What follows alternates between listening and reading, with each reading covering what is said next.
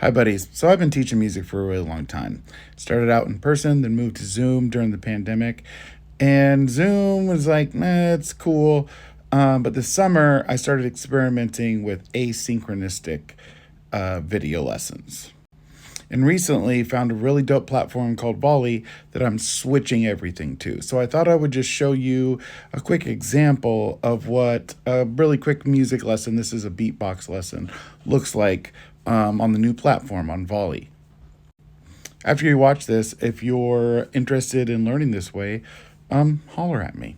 Hope you have a badass day and I love you. Okay, so we're going to emulate a drum kit. And the first thing we're going to do is take the kick drum, the big boom sound, the poof, and the crack or snare drum. We're going to make a B and a P sound at the same time. You don't want to breathe out. You don't want you're just going to go and mess around with the tightness and the looseness and the position of your mouth. Get a nice, good kick drum. Then we're going to make a K sound. And then mess around where your tongue hits the roof of your mouth. Move around. So think We Will Rock You. If you notice, I'm breathing in between in that little space that the beat has. That's why this beat's good for learning to beatbox.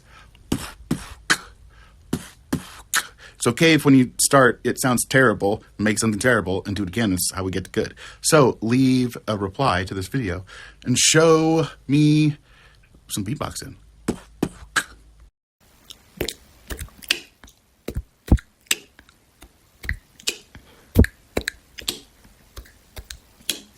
Oh, the boom is hard for me to do because I can't quite get the breath going right. I gotta work on my breath work because, breathing is hard.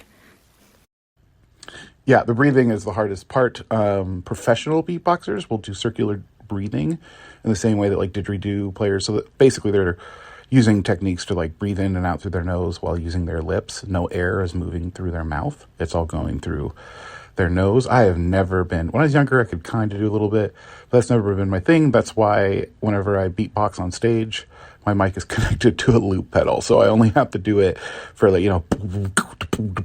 and then boom, hit the loop, and then I can fucking breathe. All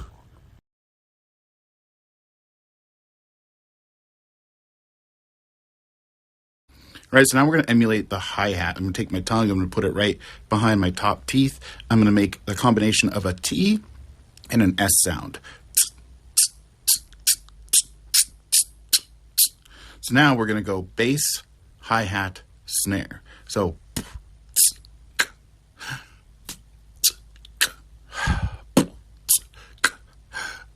you can breathe in that space. You can also breathe as long as the beat's slow enough. You can do a quick in and out in between each thing.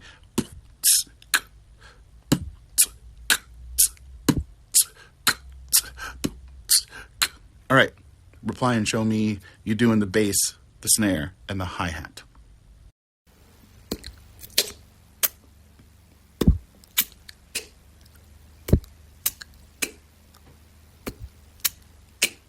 Ooh, I think I'm kind of getting it. Yeah, your bass drum is like very quickly sounding a lot better.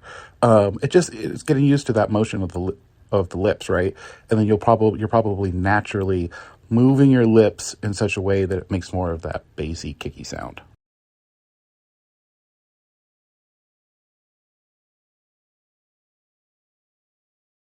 So now that we have the basics of the beat, right, we can experiment with auxiliary percussion. So this is emulating things like wood blocks and different cymbals and all that. And that is just playing around with consonant sounds and clicks and things. So ch, s,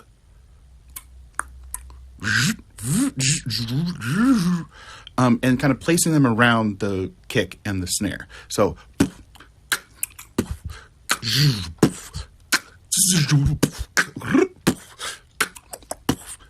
all right, mess around with it. Show me what you got.